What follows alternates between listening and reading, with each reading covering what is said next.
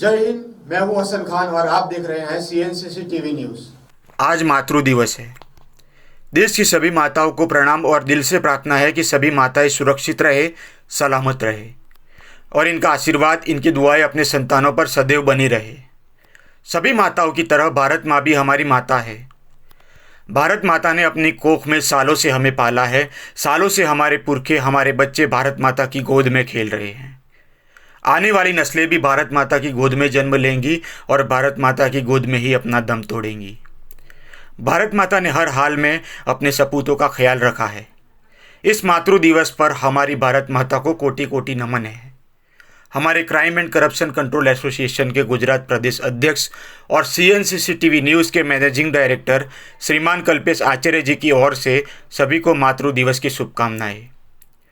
Corona महामारी में भारत माता के संतान पर जैसे संकट आन पड़ा है, लेकिन ऐसी महामारी में हमारी भारत माता ने अपनी गोद में हमें छिपाए रखा है।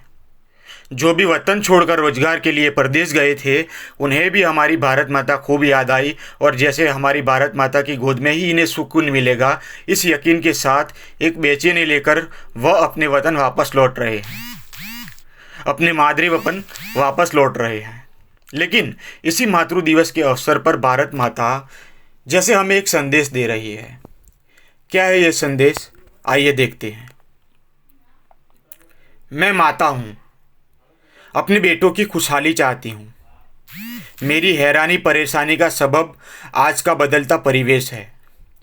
मैं जानती हूँ समय के साथ सब बदलता है और यही प्रकृति का नियम है, लेकिन यह बदलाव मेरे पुत्रों के पतन के रास्ते पर ले जाते दिखे तो दिल में पीड़ा होती है। कभी मैं गुलामी की जंजीरों में जकड़ी थी, मेरे सपूतों ने अपनी जान की बाजी लगाकर मुझे उन कठोर जंजीरों से मुक्त किया। उस समय में खुलकर हंसी थी, चहकी थी, मेरी उन्मुक्त खिलखिलाहट चारों ओर फैल गई थी। मेरी आंखों में सुनहरे भविष्य के सतरंगी सपने तैरने लगे कि अब फिर से स्थितियां बदलेंगी। अब मेरा कोई बेटा भूखा और बेसहारा नहीं होगा। मेरी बेटियां फिर से अपने गौरव को पहचानेंगी और मान सम्मान पा सकेंगी।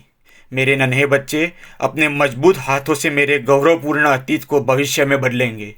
जैसे कि पहले मेरी ख्याति थी, वह मैं फिर से पा सकूंगी।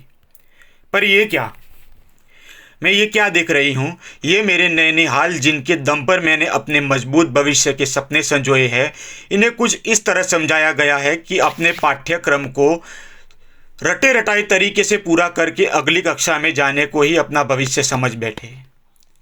इन्हें समझाने वाले मेरे ही बेटों ने इनकी बुनियादी शिक्षा की ओर कोई ध्यान नहीं दिया। ये क्या हुआ?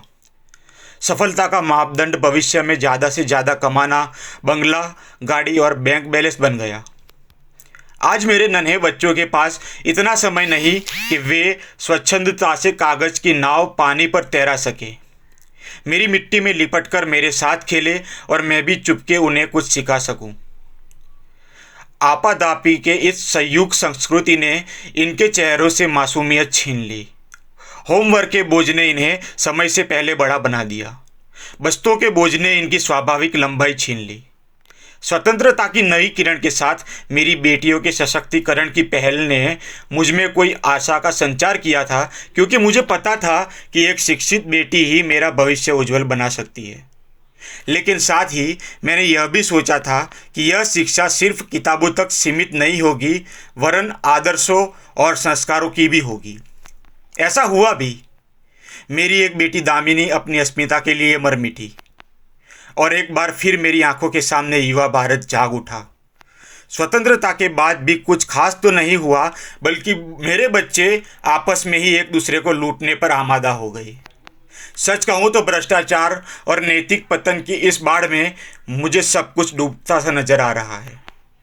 मुझे याद आता है अपना प्राचीन इतिहास और अपना उद्देश्य जिसके लिए मैं जानी जाती थी। मेरे बेटे कभी ऋषि कहलाते थे और जिसने उस सब को बनाया था उसे ढूंढना ही उनका उद्देश्य होता था। मेरे वह बेटे ऐसा ज्ञान चाहते थे जिसके जानने के बाद कुछ जानना शेष नहीं रहता। इसके लिए वे एकाग्रचित होकर अपने मन और इंद्रियों को अपने वश में करते थे। इसके बाद जब वे जगत को अपने अनुभवों के संदेश देते थे तो मैं गदगद होकर और भाव विह्वल होकर उठती थी और मैं उन पर गर्व था मुझे। लेकिन आज मेरे कुछ बेटों ने उन भावों को भी बेच दिया, इस मार्ग को भी आडंबरों में लपेट दिया। काश मेरे बच्चे फिर मुझे और मेरे प्राचीन और गौरव को समझ पाते। मुझे अब भी यह आशा है कि मेरे बेटे फिर से अपना अंतःकरण जगाएंगे और मैं फिर से अपने उसी रूप से जानी जाऊंगी। मेरे बेटो, उठो जागो और तब तक संघर्ष करो जब तक तुम्हें भौतिक और आध्यात्मिक लक्ष्य प्राप्त नहीं हो जाते। तुम सुन रहे हो ना? हाँ, मैं भारत माता बोल रही हूँ। आज मेरे बेटे, मेरे देश के जवान सरहद पर मेरे लिए अपनी जान गंवा रहे हैं। दुख होता है, दर्द होता है, लेकिन इसके साथ गर्व भी होता है कि आज एक सपूत अपनी माता के लिए किस कदर अपनी जान पर खेलकर, अपनी जान की बाजी लगाकर मेरी रक्षा के लिए हमेशा सरहद पर तैयार रहता है। हाँ, मैं भारत माता बोल रही हूँ। आप उन सैनिकों का सम्मान कीजिए जो मेरे लिए अपनी जान देते हैं, अपनी जान की बाजी लगाते हैं। इस मातृ दिवस के अवसर पर भारत माता को कोटि कोटि नमन और प्रार्थना है कि यह कोरोना के कहर जल्दी टल जाए और हमारा वतन फिर से इस सरजमी पर जगमगाता हुआ दिखाई दे। जय हिंद। हमारी YouTube चैनल CNCCTV न्यूज को सब्सक्राइब करें और दबाएं बेल आइकन ताकि हमारी खबरें सबसे पहले पहुंचे आप तक।